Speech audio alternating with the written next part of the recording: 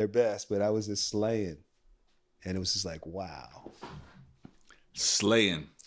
So yeah. So once I get the products are coming in, then I'm just gonna boom. I'm All done right. with it. You know what I'm talking about right now?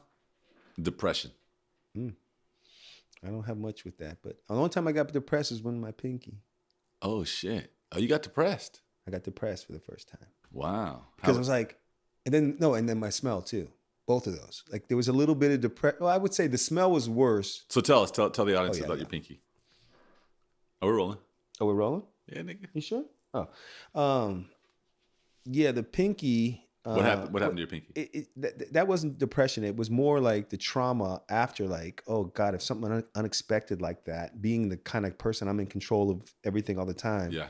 And I made a mistake. And then once that had happened, I was like, oh my God, when I'm driving, oh, anything can happen. I can flip. I can, it's like all this like after trauma, post trauma. Yeah, yeah. Like, Post traumatic because stress. it kind of threw me. Like I didn't think that could happen. So to you me. lost the tip of your pinky just randomly at work, basically. Yeah, I lost it just at work by doing something stupid that I wasn't used to doing. Yeah. And it wasn't crazy. It was kind of like what do they call it? It's a random. It was a bunch of little circumstances that happened with the trailer.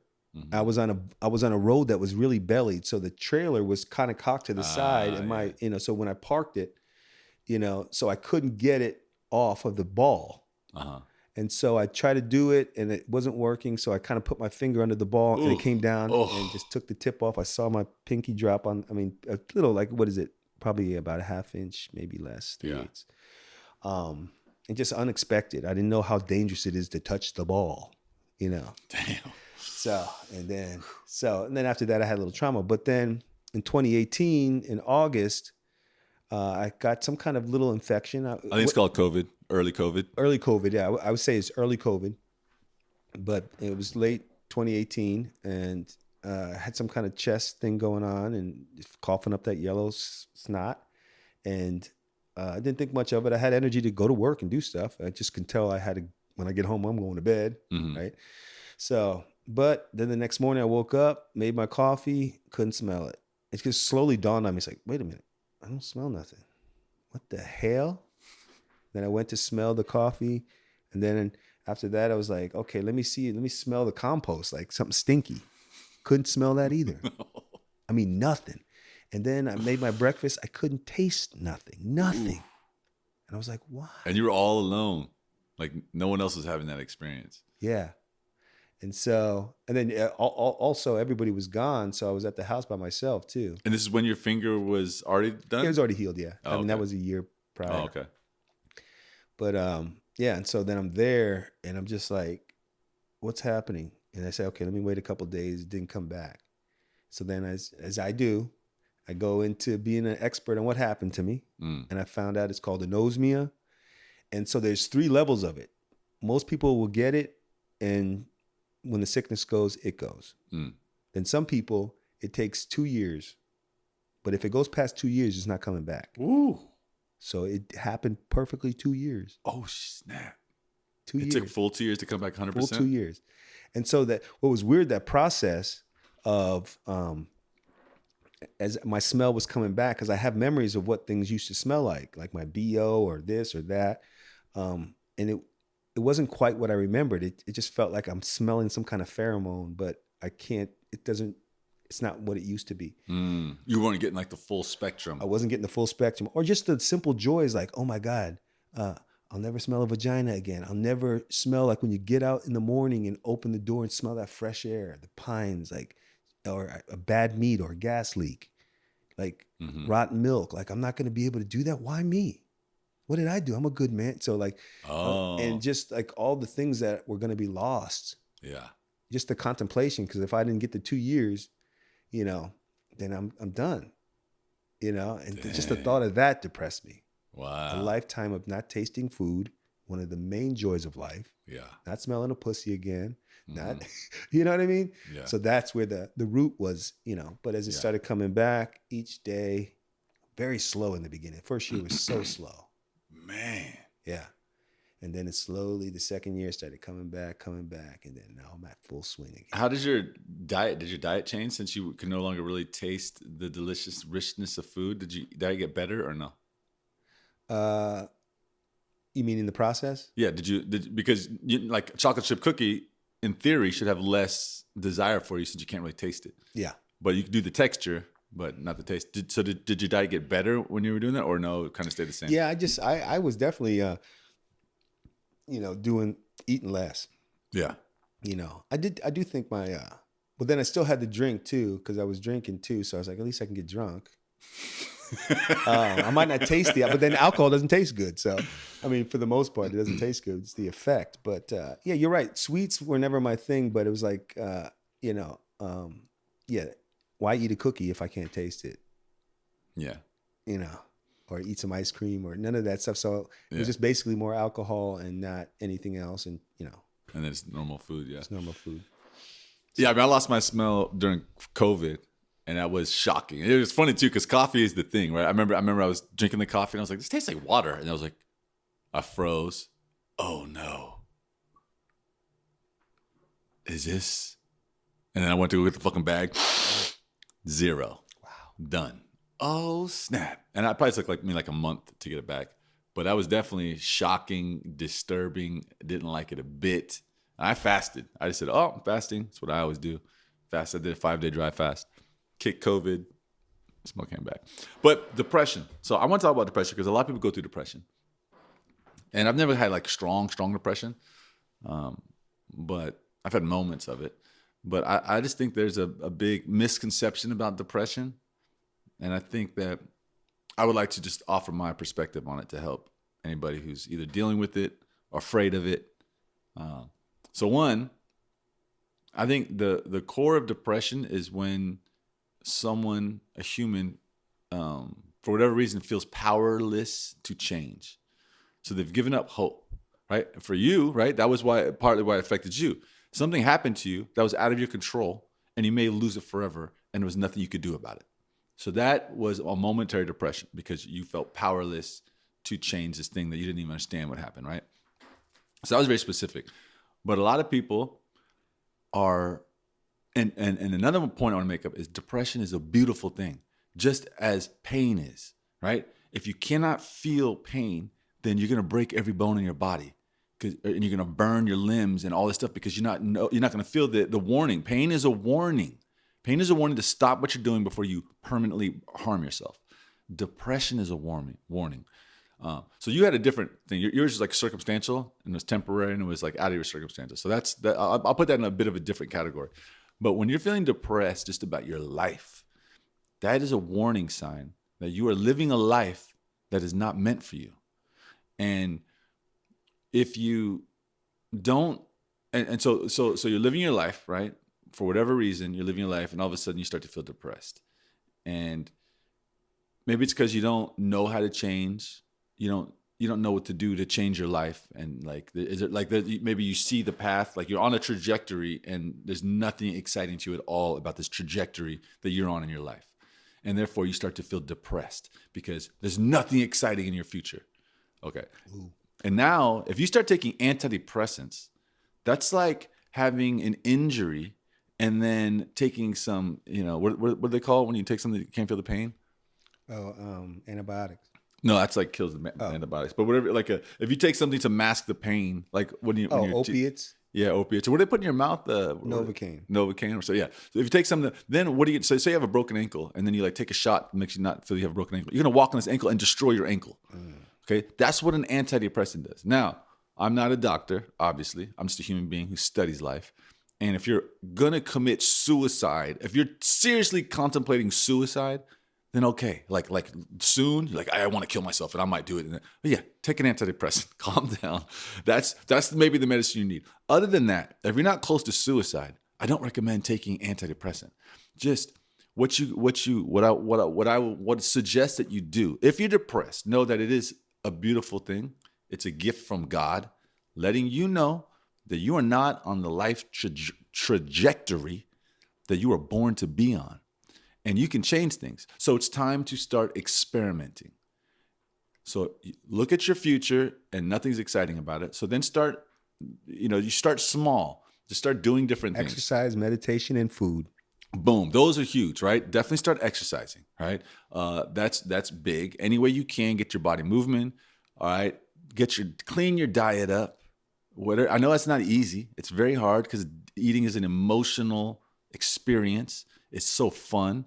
It's some of the only source, especially when you're depressed, it can be the only source of joy that you have control over. I'm going to go eat this, but it's not real joy. That's a temporary pleasure. It's not joy, it's pleasure.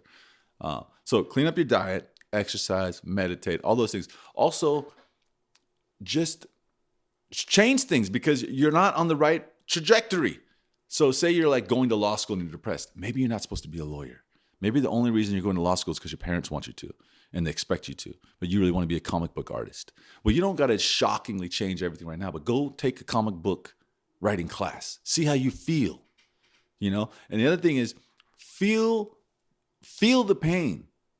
This too shall pass. So don't mask the pain. Don't cover up the pain. That's just going to keep you on the trajectory and it's not going to be good. And that's where people usually go. Let me numb it out with alcohol. Let me numb it out with drugs. Let me not think about it. It hurts too much. Yes. Let me use this substance every day until it doesn't work. And then we go to the doctor and take an antidepressant for the rest of my life.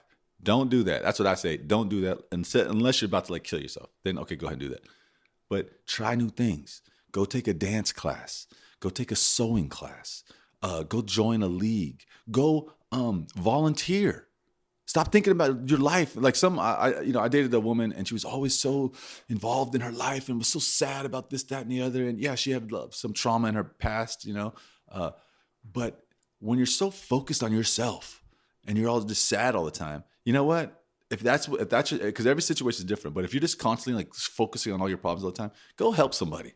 Just get out of your head and go help somebody else because your problem's not that big. You got your health. If you got your health, you'll put your problems against somebody who has worse problems. Yeah. It's like they say we're always comparing ourselves to who has it better than us. How about comparing yourself to who has it worse than us? That would really balance it out. There you go. Right? Yeah. So that's what I want to say. I think it's big. So, like the doctors say, oh, you're depressed. It's because of a chemical imbalance. That is one of the single most biggest fallacies that I hate. I think it's horrible baloney. It's like maybe you do have a chemical imbalance, but maybe it's because you're depressed. You're not depressed because of a chemical imbalance, but every emotional state that you get in has a chemical equivalent. So if you're excited, there's a chemical equivalent in your body and your brain. If you're sad, there's also a chemical equivalent. If you're angry, blah, blah, blah. If you're depressed, yeah. So they're like, oh, it's not, right? So change your life. It's a warning sign. Give thanks for your depression. Give thanks and praises. And it's also too it boils down to being in the first world country. We have forgotten how to tap into our willpower. And what is it that makes us change a pattern? We have to acknowledge what's happening and then go through this uncomfortable phase, which seems to be the barrier of why people don't change. Because they're going to have to go through some uncomfortable changes that are very unpleasant. Yes. But you know what? That's why depression is so unpleasant, because it's more unpleasant than the unpleasantness you will experience going through change, right? That's humans, or else it won't work. So depression has to feel terrible, and it does feel terrible. It feels horrible. It's hopelessness, but there is hope. So you have to change, and you're going to go through pain, but it's going to be better than the pain you're feeling now with your depression, unless you cover it up with your drugs. And then you don't need to change. Therapy too. Therapy is always a good thing. Could be just somebody depending on the therapist. Get somebody to kind of look at you from a third party. It's like, what are you doing? Because all that stuff leads to isolation. Because you don't want to be around anybody. So then basically you're in your own ear with your sad thoughts, saying them over and over again. Yes. Right. Yes. And then everything. It's like being somewhere where it's scary to go forward, just as scary as it is to go back. Yeah. You're in this place. Every direction is scary. And it's not exciting. It's scary and unexciting. That's because you don't know all the directions. You don't see all the directions. You have a limited view. There is exciting options available to you. And that still goes back to the first world country with the last podcast. If you grew up in a mediocre, parenting, then you're eating a mediocre diet. And by the time you hit your teens and all this, it makes sense why you could be in this state of mind. Yes. You know what I mean? When you have Yes. no answers, no energy, and nobody in your ear. Yes. And everybody's like, oh, here's another thing. Everybody's lying to you. If you're like a youth in school, just that you're not going to hear a lot of truth. You'll hear truth here, and we're not infallible, but we're being honest with you. Most places they're not going to be honest, not fully honest. Not your history teacher, unless you have a really good one.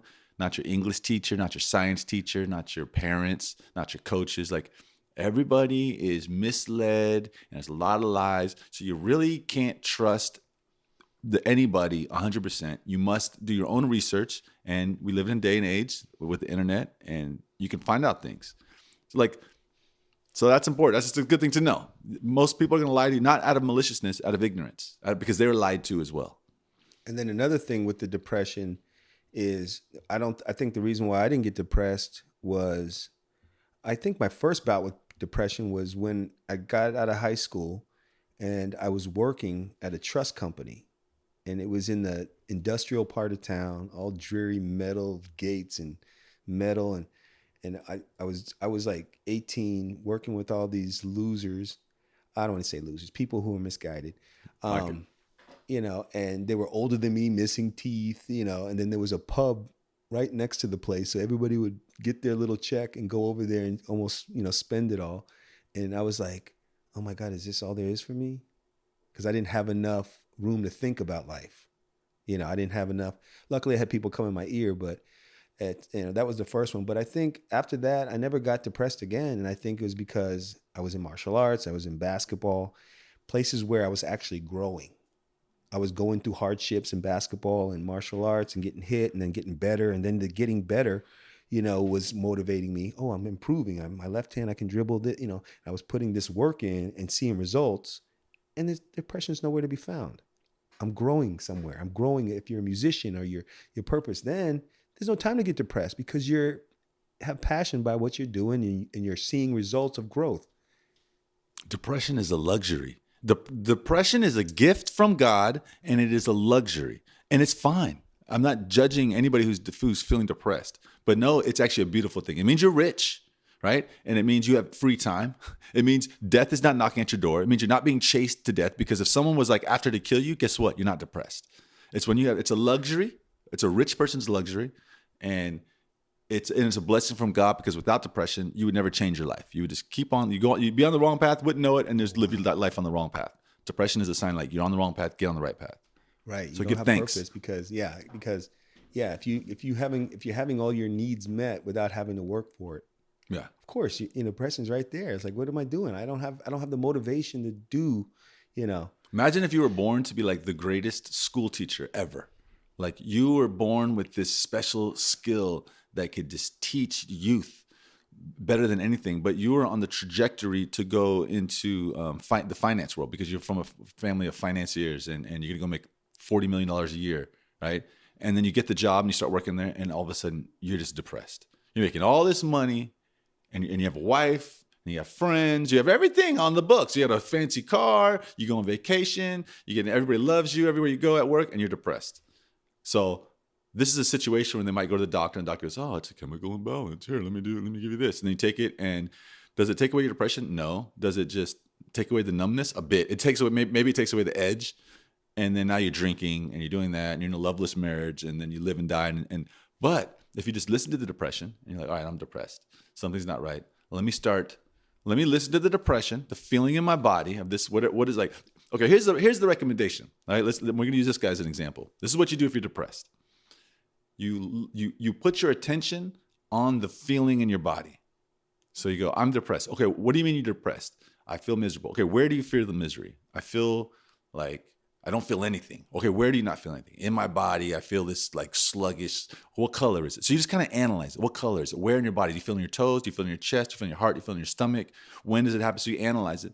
You sit with it. Then you just put your attention, you put your attention on this feeling, on the sensation in your body, and you sit with it. Okay, that is what you do. And then and you don't got to do it all the time. Do it for like 15, 20 minutes. Put your attention on this sensation in your body. And what will happen, I promise you, is you will get, like, ideas will come to you. So you may have a thought about, oh, like you feel the pain, and then you just wait for some kind of thought or idea.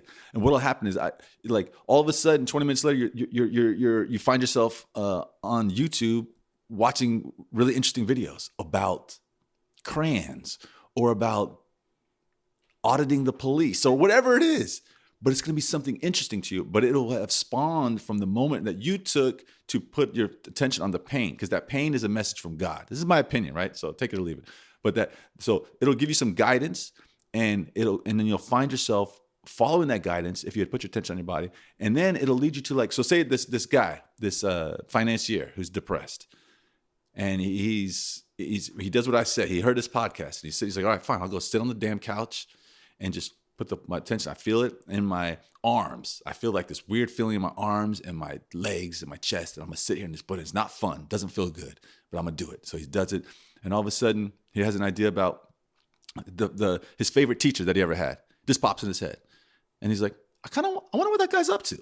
And then so he goes on Facebook and he finds his teacher, and his teacher's teaching other teachers. And there's a convention. And he's actually teaching a class tomorrow down the street. He's like, holy shit, that's interesting. I never would have thought of that. I'm gonna go check it out. And he goes there, and then all this, then he realizes he loves this stuff. It's fascinating to him. He wants to hear all about these new techniques of how to express an idea to a child and how to do this. And all of a sudden, he's not depressed anymore.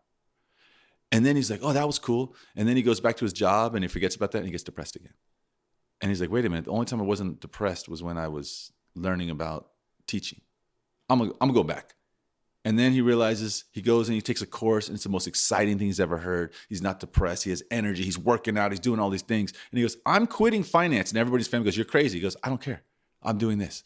And then he goes and he starts teaching, and he goes back to school and learns a teaching degree, and it becomes like the greatest teacher ever, right? That's why he's depressed. That's why you're depressed. If you're depressed, it's because you're not on the trajectory you're here to be. Something is not right. How do you know what's not right? You have to sit with the pain. Don't judge yourself. Don't abuse yourself. Don't mask it. Sit with it. It will guide you back to the path. And know that there is a real answer to be found. Yes. Know that. Yes. Because if you don't I think that would be the core of the root cause of depression, thinking there's no answer hopelessness. out of this. Yes, that's the hopelessness feeling. Yeah. Yeah. So know that there is a way out. You just got to do it. And the pain is your guide. This is the beauty of life. It's so beautiful. It has to feel horrible, or else you wouldn't listen. Okay? That's why it feels horrible to be depressed. So sit with that horribleness. It's a gift from God. It will guide you to the path that you cannot see right now. So just sit with it. And again, it's like you put your attention on it. It's like Vipassana meditation. I learned that technique from Vipassana meditation, which is what the Buddha taught everybody. Just all you got to do is put your attention on the sensations in your body. Don't judge it. Don't hate it. Don't love it. Just put your attention on there and do it for like 20 minutes. That's it. It's 20 minutes. I guarantee you change will start happening. Yeah. And the love for the truth, I think that's what's kept me from being depressed too, because the truth, if I follow it and listen to it, just like getting depressed, is a reality of the manifestations of where your trajectory is going. Mm-hmm. And then, of course, if you've started out with a pattern of depletion, be it for whatever reason, bad parenting, bad food, and all a combination of it all, and by the time you're 21, you're like madly depressed, especially if your people can help you, so you don't even have to go and work. You just, every time you fall, you get caught. So you never hit the ground, get a boo-boo, have to heal, have to think, you need all that stuff, to kind of say, oh, the world is real. But if you've been protected from all that, it makes sense you would probably get depressed because you've never had to go through the hardship. Like you said, people in other countries that are harder, they're too busy surviving to be depressed. Yeah. There's always hardship in their face. Yeah. Get depressed. What's that? Yeah. Who's got time for that? I don't have enough money for food tonight. I'm depressed. Hungry. Okay. Depressed? A full belly gets depressed, not a hungry belly. I'm angry. I'm not depressed. No. But yes. But I like exactly. Yeah. So so that's one way to get out of depression. But let's give them some other ideas. Like you said, learning is awesome. So learn something. Okay, if you're depressed and you don't want to do what I just said, which I think it is a bit esoteric, but it does work. I guarantee you it works if you do it and you don't, disguise it with alcohol and drugs and cover it up. But if you're depressed, you don't want to do what I just said, let's throw out some ideas. So one thing is I would recommend the book, Eckhart Tolle's books, The Power of Now, and A New Earth. They teach you how to be present. Very powerful. What about you? I like the 48 Laws of Power and the Laws of Human Nature, because they kind of let us know a lot of how the process of growing and growth and learning your lessons, not taking things personal, give you the real tools Yeah. to deal with this changing world of people that are all around you, the good, the bad, the treacherous, all these things you're going to have to be dealing with. And you have to get out and be social and get in the mix, roll your sleeves up, Yeah. learn. Get in the mix, right? And how do you get in the mix? So you start, whatever your interests are, you start taking classes, joining groups. Like, so dance, I'm into bachata salsa dance right now. I love it. Why? Because it's challenging, it's social, it's fulfilling, it's fun.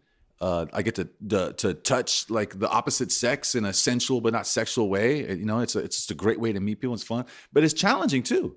And I can do it for so I'm learning. When I'm at class, I got to be focused because it's fast. Like, all right, here's the move. Pay attention and get it. And you're not going to even get it right the first day because there's too many nuances to teach you. So this is the type of thing. It could be martial arts, could be dance, could be sewing. Go take some classes. Start learning a new skill. You're right. It's like, if you're not overcoming something, right, then what are you doing? You're Yes. getting depressed because you're not overcoming resistances that are in your life. That is the process that makes you feel, and like we were talking last time about self-esteem. Mm-hmm. Like, your self-esteem is earned through the process of overcoming things that are truthful and acknowledging the truth and overcoming things that are challenging. overcoming things that are challenging. I mean, if you're not doing that, that is the bedrock of depression right there. Yeah. Like the other day, I'm not a mechanical person. It's not one of my skills. So I have a truck, has shitty speakers in it, and I wanted to get a new sound system. So I went to go, I was like, oh, let me get a couple new speakers in here. I don't need anything great. Just like blah, blah, blah. I'm a new stereo. Like, okay, that'll be $1,800. I'm like, what? $1,800 to change a couple of speakers? And I was like, yeah, no thanks. So then like 6 months passed. I'm annoyed with the shitty quality. Like the speakers at my door have gone and the other ones are like weak. There's no bass. And I'm like, I'm gonna put the speakers in myself. So I ordered 2 door speakers, the easier ones, right? I didn't go for the hardest ones first. I went for the easiest ones first. Never changed no speakers in my car. Scary process. I don't know what I'm doing. I ordered the speakers. I think it were like $150 for 2 speakers. And I'm watching on YouTube and I'm like, let's go. They came in the mail. I go down there. I'm prying things off my door. I did break one little thing. It's fine. You know what I mean? Pry the door off. And then there's this one part I couldn't figure out. I'm like, oh, I'm so frustrated. I'm angry. I'm like, God, what the hell? Like, damn. But I didn't give up. Pushed through. Watched a couple more videos. It was like, oh, you need a special tool. I'm like, oh. Always a special tool. Yeah, I'm halfway through. My car is disassembled. And then it was like, well, if you don't have the special tool, you can also use a rag in this way. And I'm like, that don't make no damn sense. They're like, use a rag and a shoe shine method. I'm like, what? But I was like, I got frustrated. I tried. It's like, it's not working. I calmed down. I was like, oh. Boom. It worked like magic. I was like, what? Nigga, what? Wow. And then pulled it out, put the speaker in. Boom. It worked. And you know how I felt after that? I felt confident. I had more self-esteem. I felt powerful. I felt joyful.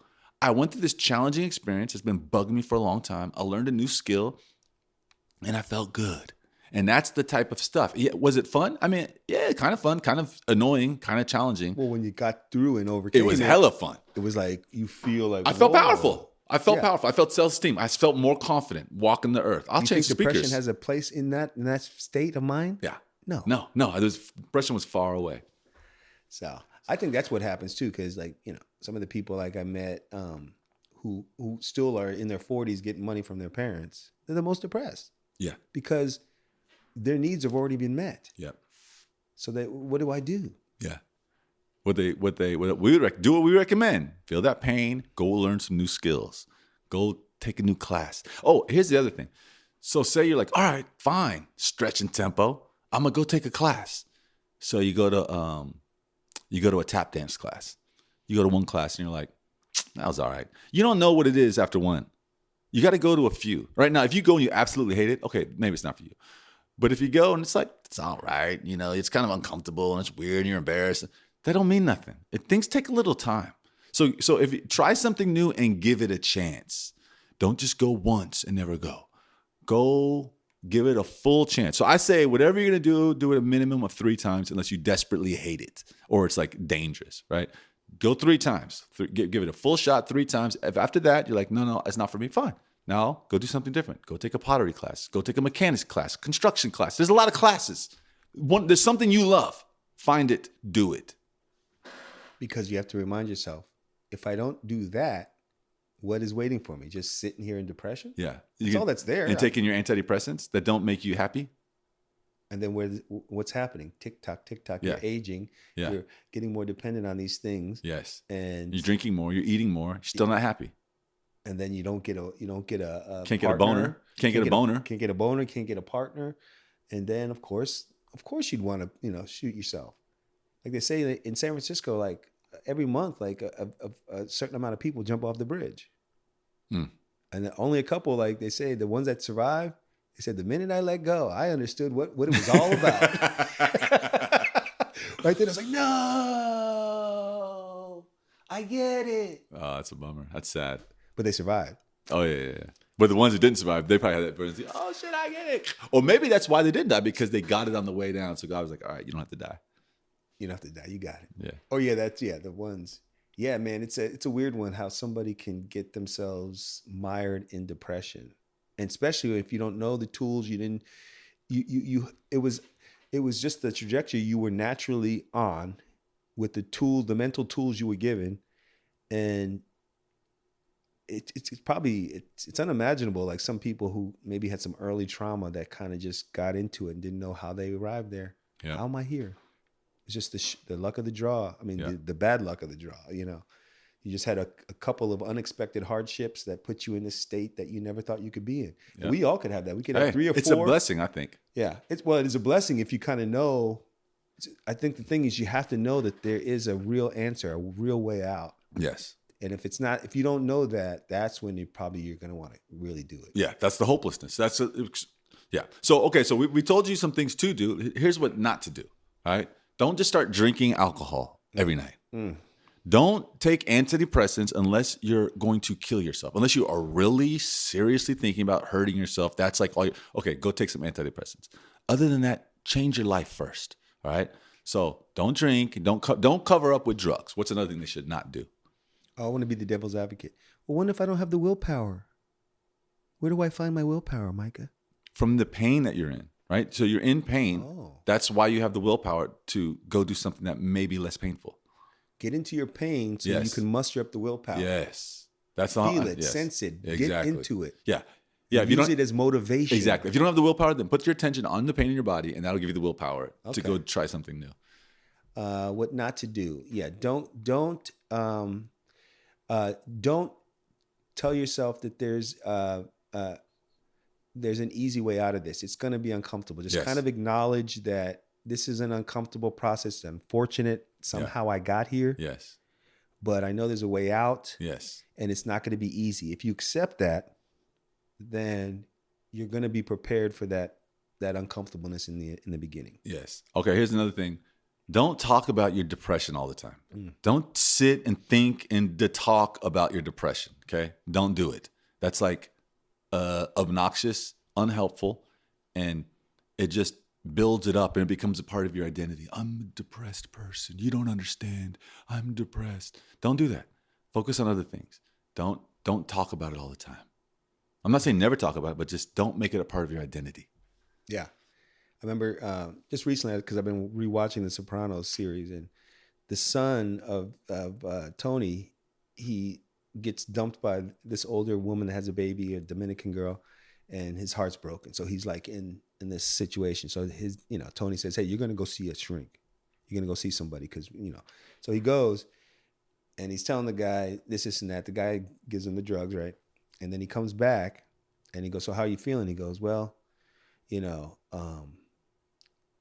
least now I don't have these repeating thoughts. I just keep thinking them over and over and over and over and over again. So that's what people do who get depressed. Like left to their own devices. Yes. They go into their room and they just repeat this thing. So Yes. one thing not to do or just be aware of is, I know it's going to be hard to even meditate, but realize you can actually control your thoughts.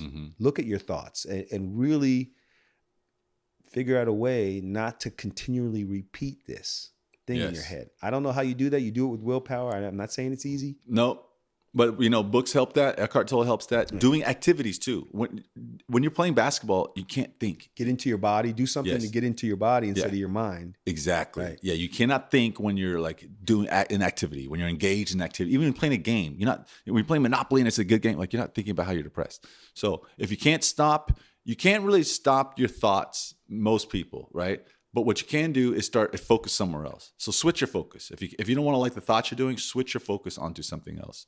And go do that. Go do an activity. Go run. Go join something. Just go do something. Go do something. Don't think about your depression and how sad you are. Go help somebody. That's really what it is too. Because I remember when Mike got my heart broken, and all I could do was and you continually scare yourself. Like you think about things that aren't even there at some point. Yeah. Like, oh, she was probably doing this with him, and then he did. Yeah. None of that might not even happen. No, and your body's reacting like it's a fact. Oh my God, it's horrible. Like you Yes. just like you go down this horrible rabbit hole of and you think of all the things that she could have been doing with this guy that she wasn't doing with. Holy shit, dude. Yeah. No. That's horrible. Don't do it. Don't do it. Here's another thing not to do is don't allow yourself to think that you're a victim. Okay, you're not a victim. This is a blessing. You should thank God for your depression. All right, you're not a victim. Don't allow that. Don't believe in that sad story. Yeah, no. I mean, I have an unshakable belief. It's like, that's what I say, getting depressed, I see when it really wants to try to creep in sometimes, but the fact that I feel like I'm growing all the time, Like you said earlier, you said because you love the truth, right? You can't get too depressed because you love the truth. Exactly. So if you love the truth, then you probably won't get depressed, because if you're going to be honest with yourself, you'll see like, oh shit, I thought I was smart, but I did like 7 dumb things. Let me admit that to myself and learn from it. But if you're like, no, I'm smart. I don't care if those are dumb. That wasn't my fault. Then you can still get depressed, right? Because now you're in delusion land. Oh, that's another topic for our future, delusion. Delusion. Because that's like one of the places you can go to stave off the work that needs to be done. Yes. Right? Yes. And then you get depressed. That's the birth of delusion, because you say, oh, that's what it's going to take. I gotta recalibrate how I think. I gotta change patterns within my body. I gotta stop doing things I like doing. Yeah. You know what? Let me look at delusion. You're like, oh, I can do this. You're like, women, the reason why I don't have a girlfriend is because women are fucked up. It's like, no, maybe it's because just maybe you don't have a job. You have a shitty car that doesn't look cool. You don't wear clothes that fit you. Maybe it's because you don't like, you know what I mean? It's like, maybe you don't. You got a gut. You don't brush your hair. You never leave your house. Maybe your it's those. your mouth hygiene doesn't look appealing. Maybe it's those. No, it's not those things, because women are messed up. They're messed up and they don't see. And so you'd rather go there. Yeah. That's a mechanism to protect you from the hard journey of climbing out of that hole. Yes, right? Don't go too wrong. Yeah, so delusion allows you to keep going deeper down the hole that you have to climb out sooner or later. So that's what antidepressants do. That's what drugs do when you're using them wrong. We're going to have deeper in the hole. We're going to talk about how to use drugs right, because we're realists here, and drugs are a part of human life, and there's nothing wrong with them when they're used correctly. They're like medicine. But when you use them incorrectly, it's when you're running from your pain and running from your boredom, running from your life. And then that just takes you deeper down the hole that you're going to have to climb out. You're going to have to climb out. So the deeper you go, the farther it is to climb out. And then this is the dilemma. You get past a threshold where the first time you can't see the light anymore. Then there you are. You're at this crossroads of either I start climbing out of the hole in all its uncomfortableness, or I just fall into the lap of delusion. Yeah. And you know what's interesting? Fade away. When you go deep enough and you can't see the light, then it's easy to get confused on what's up or down. Ooh, there it is. Yeah.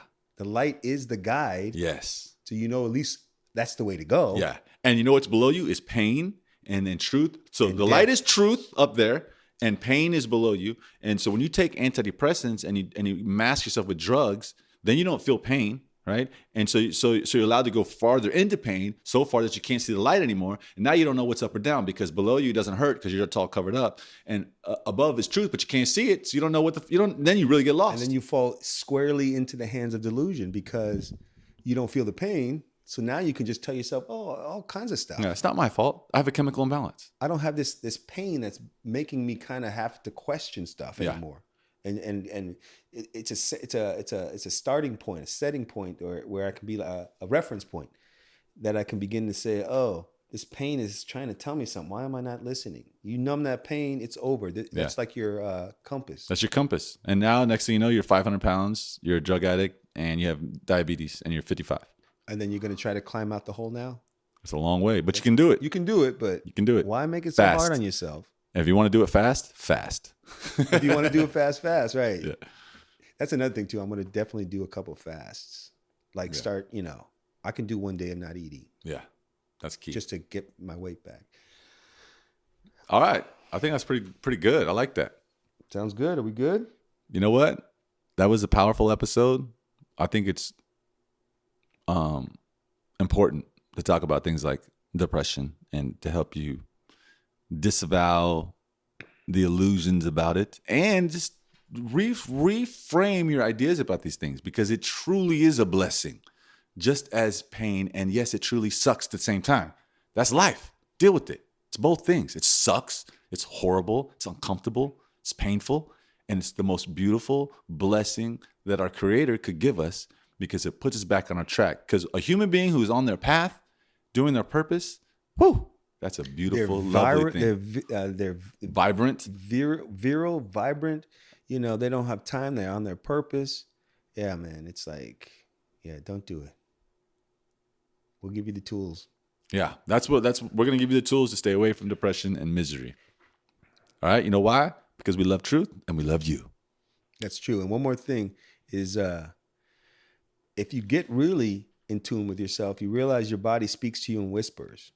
First, it'll start kind of giving you these little pains. So really, your body is this kind of instrument that's trying to keep you in balance at all times.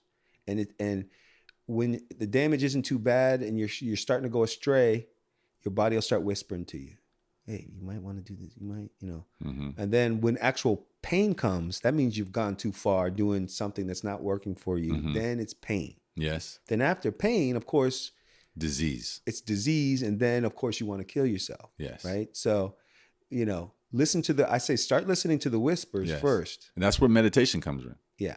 And then, so it doesn't have to get to pain. Because then after pain, it gets bad if you're not. That means you're at a serious crossroads where you have to do something because you didn't listen to the whispers. Yeah. So. All right, you guys. Peace and love. Truth and love. Truth and love, my nigga. What? Hey.